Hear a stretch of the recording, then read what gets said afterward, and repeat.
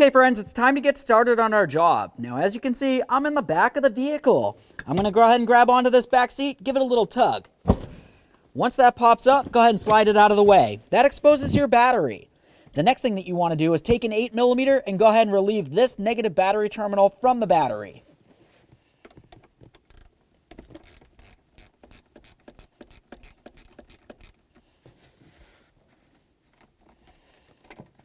Remove it from the battery and make sure it's completely separated. Now the next thing that we're going to do is climb underneath the front of the vehicle, and right here is where you can see your starter.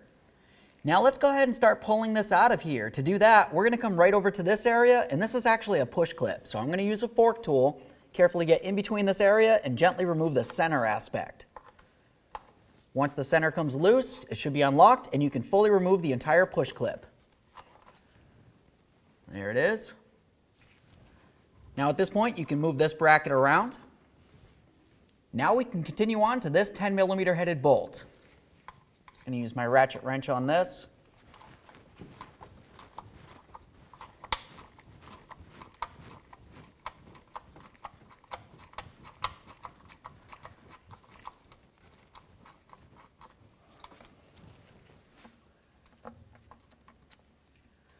Go ahead and remove the bolt and this plastic shield.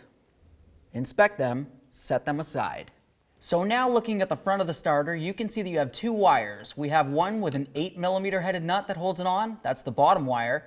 And then right above it, you have another wire with another nut.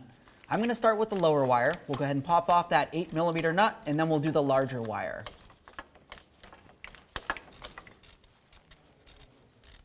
Okay, this is nice and loose. Go ahead and take it off.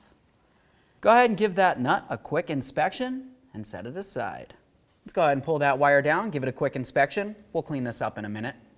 Now we can remove that other wire. Now I'm going to use my 13mm socket for this top nut.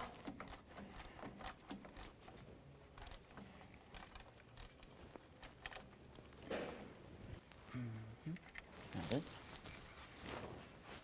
There's that nut. Grab that wire, bring it down for an inspection as well. Okay, no corrosion. That's good. Set them aside. Now we can start unbolting our two 15mm headed bolts. You're going to find one that's pretty much out in the open. And then if you follow that forward, you're going to find a second one that's a little bit higher up. Also out in the open, it's just a little harder to see.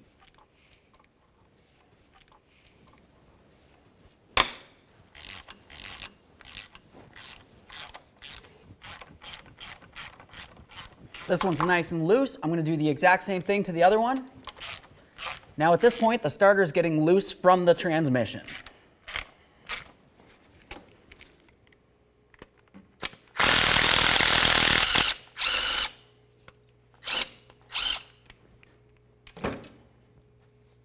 Now we can get the starter out of here.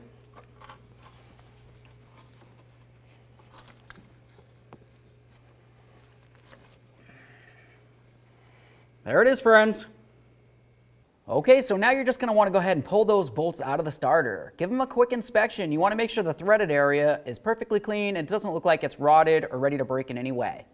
Assuming they look good, let's go ahead and clean up our mess a little bit here and get ready to grab our new starter. Wipe this down. Okay, looks pretty good. I can get this thing right out of the way for now. Okay, friends, now it's time to install our brand new starter. Now I don't probably need to tell you which bolt goes where, because you can tell this hole right here is much deeper than this one over there. So obviously we'll use the longer bolt for the rearward bolts and then the shorter one for the forward one.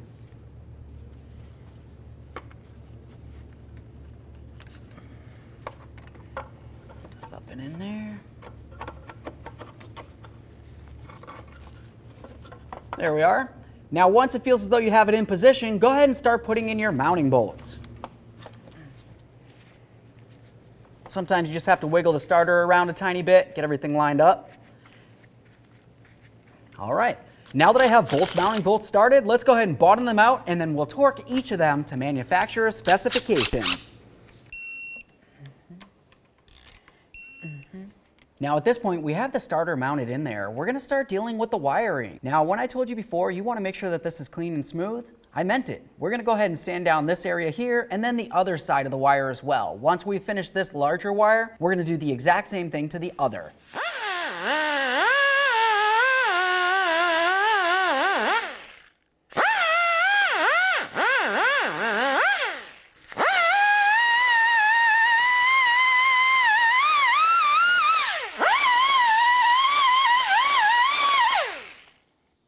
All right, that one looks perfect.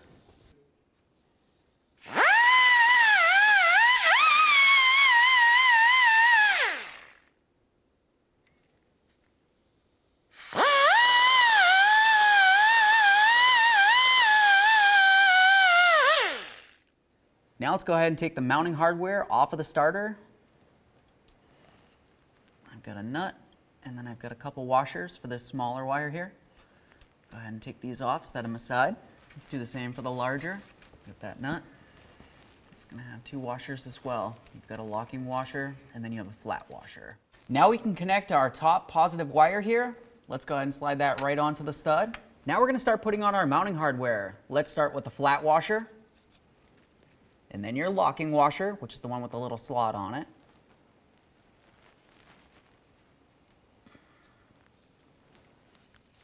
And now we can put on our nut. At this point, you're going to want to bottom out this nut and then torque it to 89 inch-pounds.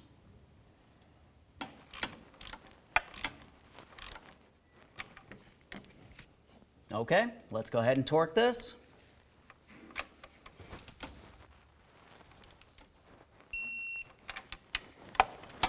Grab that wire, give it a wiggle, make sure it's secure. Now we can do the exact same thing to the smaller one. This torque is going to be much lower. Let's get the wire on there, put on the flat washer, the locking washer, and then the nut. We'll just get this bottomed out. Now you want to be very careful not to over tighten this. Now that I have this bottomed out, I'm going to go ahead and torque this to 22 inch-pounds. All right, so right there's torqued. Give that wire a nice wiggle, make sure it's secure as well. Let's go ahead and get that cover on here. You're going to take it, put it all the way up against the transmission, slide it into position. Now we can take that 10mm headed bolt. We'll go ahead and start that in and snug it up.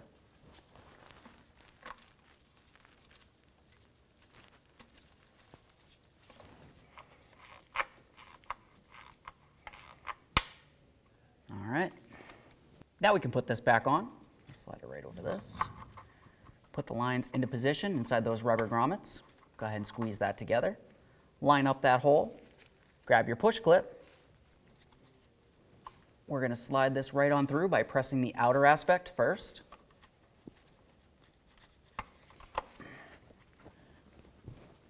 Once you have it all the way in, push in the center. Okay, let's make our way back into the passenger compartment. We can go ahead and reconnect that negative battery terminal.